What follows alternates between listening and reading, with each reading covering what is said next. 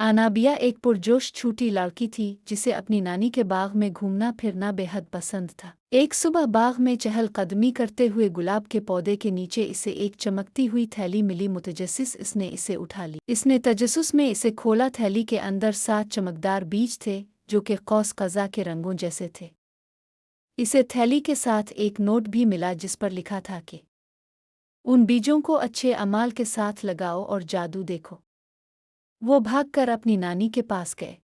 नानी ने इसे गिले लगाया और कहा, जादू वहीं होता है जहां अच्छे अमाल होते हैं। आनाबिया समझ गई और उसने अपनी मुहिम का आगाज़ किया। आनाबिया किसी ऐसे की तलाश में जिसे मदद की ज़रूरत हो बाग में इर्द गिर्द घूमने लगी। सबसे पहले इसने एक छोटी नीली चिड़िया की घोंसला बनाने में मदद की। इसकी थैली से नीला बीज चमकने लगा। इसने वो बीज वहीं फव्वारे के पास लगा दिया। वो बीज एक खूबसूरत नीले पौधे में बदल गया जो एक छोटे सितारे की मानिंद चमकदार था। इसके बाद आनाबिया ने एक खरगोश की मदद की जो पानी के कनस्तर में फंस गया था। इसकी थैली में से गुलाबी बीज चमक उठा। इसने इसे वहीं उगा दिया और वो एक खूबसूरत गुलाबी पौधे में बदल गया। आनाबिया एक के बाद एक अच्छे अमाल करती रही, जैसा कि अपना बिस्कुट एक भूखे गुलहरी के साथ बांटना और मुरझाए हुए फूल के लिए गाना गाना। इसके हर नेक अमल के बदले बीज रोशन होता गया और एक खूबसूरत फूल में बदलता गया। देखते ही देखते पूरा बाग खूबसूरत कौस कज़ा के रंगों के खूबसूरत फूलों से भर गया।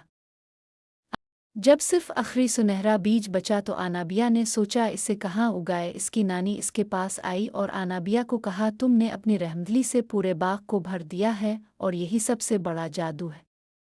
रहमदिली से इस बीज को कहीं भी लगा दो, ये तुम्हारा इनाम है। आनाबिया ने इसे गुलाब के पौधे के पास बो दिया जहां से इसे थैली मिली थी। अचानक एक सुनहरी रोशनी के साथ एक सुनहरा पेड़ नमूदार हुआ। इसके पत्ते और टहनियाँ सुनहरी चमकदार थीं। रहमदिली से ये दुनिया फलती फूलती है। दरख्त ने सरगोशी की।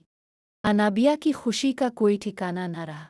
नानी ने कहा कि रहमदिली का हर छोटे से छोटा अमल किसी जादू से कम नहीं है। इस दिन से आनाबिया ने वदा किया कि वो रहमदिली को अपना सबसे बड़ा हथियार बनाएगी।